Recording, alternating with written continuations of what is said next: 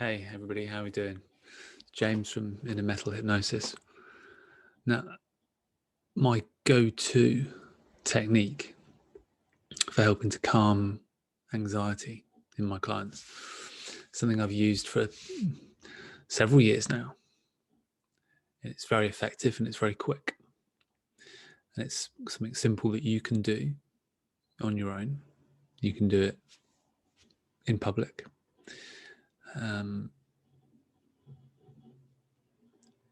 And the more you do it, the more effective it becomes. So why wouldn't you? So first off, I'll show you what the technique is, and then I'll explain a little bit about the kind of neuroscience behind it without going too deep. And then just go and give it a go. Use it and notice the effect that it has on you. So the technique goes by a couple of different names. Sometimes it's referred to as bilateral stimulation. It's cross-hemispherical work. And these are kind of unusual terms, and you're unlikely to have Googled them, which is why maybe you haven't heard of them. The basic premise is that anxiety is an overstimulation of one hemisphere of your brain. And so by doing something that occupies both hemispheres equally, that increases the activity across the two hemispheres, you're creating a state in your mind which is incompatible with having an anxiety attack. So how do we do that? Really simple. Get yourself a ball. I like to use this one because it's all kind of tactile and has spikes on it. But any kind of ball will do. Or if you haven't got a ball, can of hairspray. Anything that you can kind of throw and hold. Basically, what we're going to do is we're going to do something similar to this. So anything small enough that you can comfortably pass between your hands. Water bottle, hacky sack, whatever it is that you've got that you can find that you like. And what we're going to do is this. So we're just going to simply pass it from side to side. And that's it. And there's a couple of things, though, that kind of need to be aware of. First is the point where they cross should be on this kind of midline.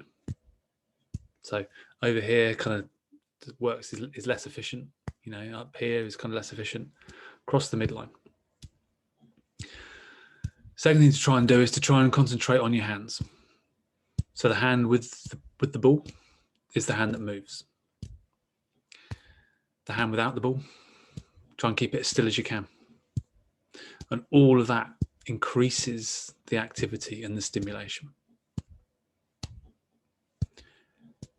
And swing that arm out as far as you want. Now, when you become proficient at it, you may have to start and you may have to look at it and watch it and kind of get an idea. When you can do it at a nice steady pace and you're not having to concentrate, then look up.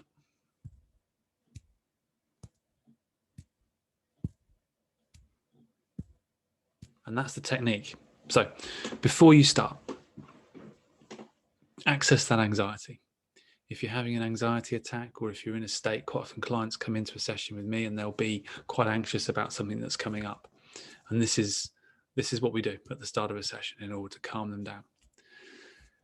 There's two hemispheres in your brain, roughly like this, that kind of shape. If you put your fists together like this, that gives you an idea of the size and shape of your brain. So one hemisphere will be overactivated. It'll be going, "Mah."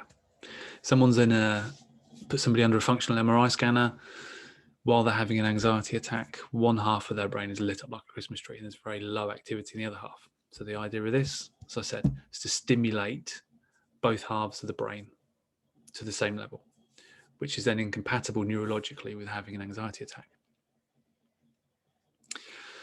So before you do it, enter that anxious state. That might sound a bit daft to make yourself anxious, but try it. Let your mind know what it is you're going to work at, what it is you're going for, what you're trying to calm down. Notice then, give yourself a score, a rating from 1 to 10, with 1 being completely calm and 10 being in the middle of a panic attack. Give that a rating and then start doing this.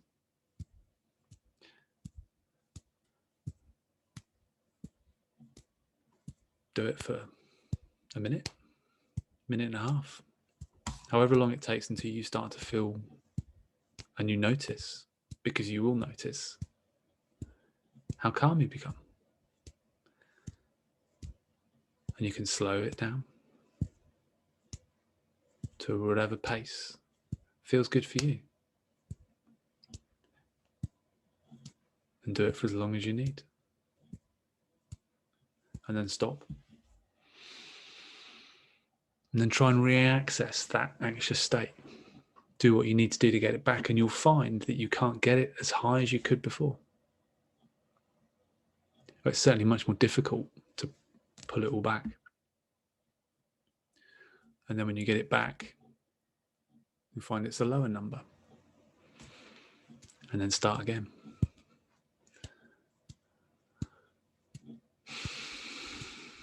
And just bring that anxiety down. Get it under control. Calm your mind.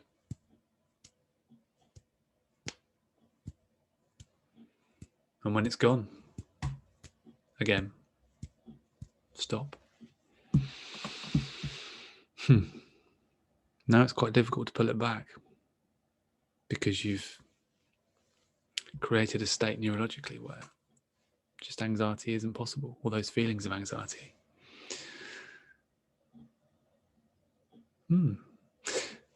Practice that.